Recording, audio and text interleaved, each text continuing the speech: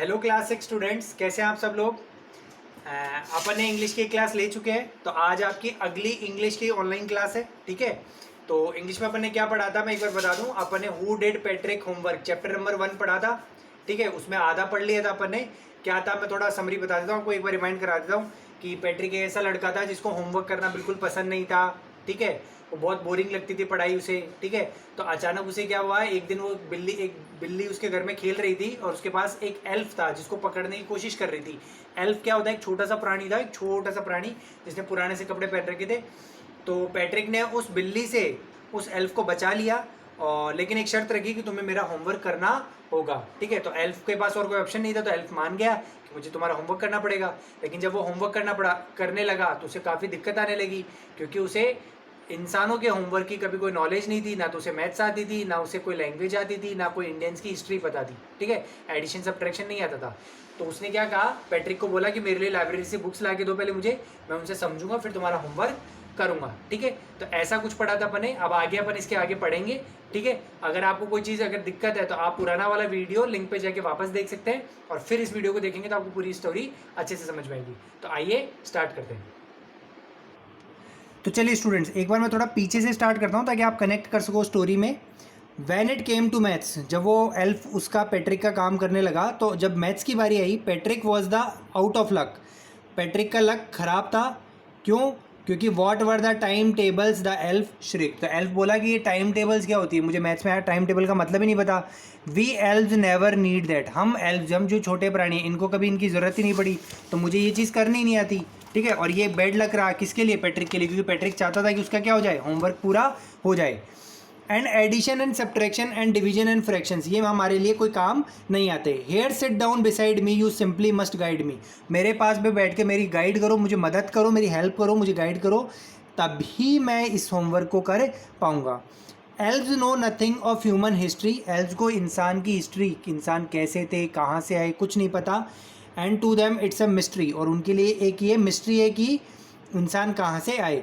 So the little elf already a शाउटर got a louder, तो maths के problem के कारण पहले ही लाउडर मतलब चिल्ला रहा था, अब और तेज चिल्लाने लगा जब उसे हिस्ट्री के, ह्यूमन हिस्ट्री के बारे में कुछ करना पड़ा।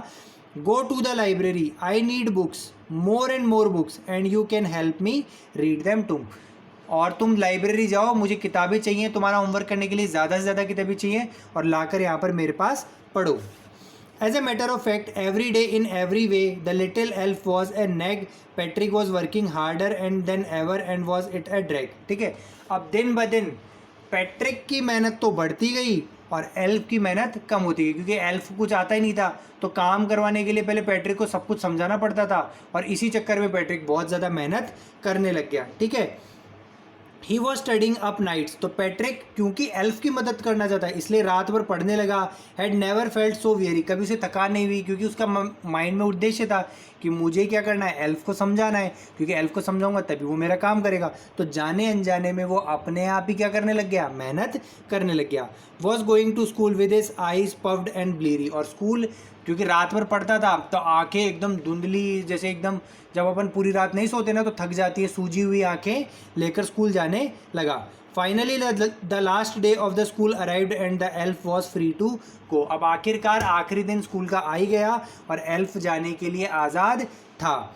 सो he quietly as for homework there was no more, so he quietly and slyly slipped out of the back door. अब क्योंकि उसके लिए काम नहीं था कुछ भी करने के लिए, क्लास ओवर हो चुकी थी, सेमेस्टर ख़त्म हो चुका था, तो शांति से चुपके से बैक डोर से जाने लगा। Patrick God his age, Patrick को उसकी ए ग्रेड मिल गई। हिज क्लासमेट्स वर अमेज्ड, उसके क्लासमेट्स आश्चर्यचकित हो गए कि ये कैसे ला सकता है, ये तो पढ़ाई में बिल्कुल नकारा था, उसे पढ़ाई पसंद ही नहीं थी। His teachers smiled and were full of praise, और टीचर्स ने काफ़ी मुस्कुराए और उसकी काफ़ी प्रशंसा की। And his parents they wondered what had happen to Patrick, और उसके पेरेंट्स भी काफ़ी चकित थे, क्योंकि वो सोच रहे थे कि हमारा बेटा इतना नालायक था तो वो कैसे इतने अच्छे मार्क्स ले आया।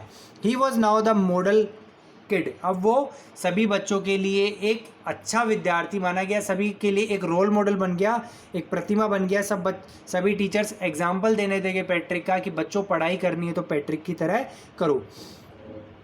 cleaned his room, did his course and was cheerful, never rude, like he had developed a whole new attitude. अब पैट्रिक क्योंकि मेहनत कर चुका था जाने अनजाने में, तो वो बिल्कुल चेंज हो गया. अब वो अपना रूम खुद साफ करता था, डिड हिज कोर्स अपना होमवर्क खुद करता था, चेयरफुल हमेशा खुश रहता था, नेवर रूड किसी से लड़ाई झगड़ा नहीं करता था. जैसा कि ऐसा लगा जैसे मानो उसने एक नया एटीट्यूड, एक नया बिहेवियर, एक आचरण, व्यवहार करने का नया तरीका अपना लिया हो. ठीक है. You see, in the end, Patrick still thought he had made that tiny man do all his homework, but I will share a secret just between you and me. It wasn't the elf. Patrick had done it himself. लेकिन अब भी and में आप सोच रहे होंगे कि Patrick अभी भी सोचता है कि मैंने मेरा पूरा काम खुद नहीं किया, उस छोटे से एल्फ से करवाया, लेकिन सच में वो चीज़ सत्य नहीं थी. मैं आपको एक, हमारा जो लेखक है वो बोल रहा है कि मैं आपको एक सीक्रेट बताता हूँ जो कि आप और सिर्फ आप और मेरे अंदर ही रखना और किसी को बताना मत. एक्चुअली काम एल्फ ने ही नहीं किया, काम किसने किया? पैट्रिक ने किया. तो ये चीज़ अपन को समझ में भी आ रही है कि लिख लिख के तो किसने किया? एल्फ ने. लेकिन उस काम को बताया किसने? पैट्रिक ने.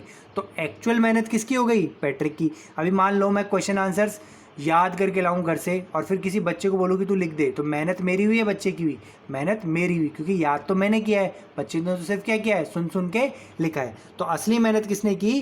पैट्रिक ने. लेकिन पैट्रिक को अभी भी क्या लगा कि मैंने एल्फ से अपना काम करवा लिया, और वो ऐसे ही एक अच्छे व्यक्ति, एक मेहनत करने वाले स्टूडेंट में कन्वर्ट हो गया.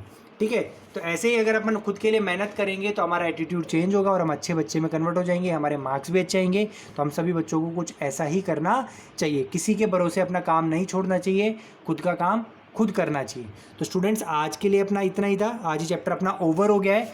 अब आपका होमवर्क है कि आपके जितने भी हार्ड वर्ड्स हैं, देखो जैसे ये nag, drag, slightly, kid, attitude, ठीक है, ऐसे पिछले वाले पेजेस पे भी हार्ड वर्ड्स हैं आपके.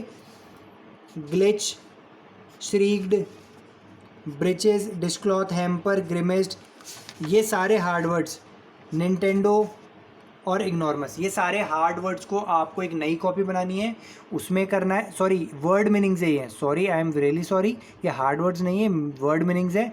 तो इन वर्ड मीनिंग्स को जैसे आप पिछले साल तक करते आए हो, हाँ, वर्ड मीनिंग्स को कहाँ पे करोगे? एक फेयर कॉपी बनाओगे और उसी में आगे जाके आपके क्वेश्चन आंसर्स होंगे. तो 2 कॉपी बनानी है टोटल. हार्ड वर्ड्स की अलग कॉपी बनानी है और क्वेश्चन आंसर्स की अलग कॉपी बनानी है. ठीक है. हार्ड वर्ड्स मैंने पहले आपको फोटो दे दी थी. अब आधे चैप्टर के हार्ड वर्ड्स मैं आपको अब दे दूंगा, इस वीडियो के साथ आपको मिल जाएंगे. और उन हार्ड वर्ड्स को आपको उन्हीं के नीचे करना है जिनको आपने पहले किया था. जो पहले हार्ड वर्ड्स किए थे उन्हीं के नीचे आपको ये वाले हार्ड वर्ड्स जोड़ने हैं. पूरे एक हार्ड वर्ड की कॉपी जैसे आप हर साल बनाते आए हो, बड़े सर आपसे बनवाते थे, वैसे आपको हार्ड वर्ड्स की कॉपी बनाकर दोनों फोटो, जो पहले आ चुकी, जो अब आ रही है, इन दोनों फोटो के हार्ड वर्ड्स को कॉपी में करना है. वर्ड मीनिंग्स को अलग कॉपी में करना, नई फेयर कॉपी बनानी है. ठीक है, उसमें करना है. और उसके बाद में आपको अब अगली क्लास में इसके क्वेश्चन आंसर्स करवाएंगे. ठीक है. तो मैं उम्मीद करता हूँ आपको समझ में आया होगा. चैप्टर में कोई भी दिक्कत आई हो तो आप ऐसा करें, एक बार दोनों वीडियोस को एक साथ देखें, जो पहले भेजा था, जो अभी भेजा था, तो आपको सब चीज़ें क्लियर हो जाएंगी. ठीक है. और यहीं तक था आज के लिए. स्टूडेंट्स, आपसे एक रिक्वेस्ट और है, आप जो भी आपको वीडियो मिला है तो आप जब यूट्यूब पे इसको ओपन करें तो इसको लाइक भी करें, और जो भी चैनल अपने स्कूल का उसको सब्सक्राइब करें, ताकि जब भी वीडियोस अपलोड हो तो अपने आप आपको नोटिफिकेशन मिल जाएगा. और आपको अगर कोई पुराने वीडियोस भी देखने हैं तो आप उसमें जाके देख सकते हैं. ठीक है. तो सब्सक्राइब कर लें और लाइक करें और कमेंट करके बताएं कि आपको ये वीडियो कैसा लगा, ताकि हम अगला जब वीडियो बनाऊँ तो उसमें कोई भी प्रॉब्लम हो तो उसको ठीक कर सकूँ. Thank you. आज के लिए इतना ही.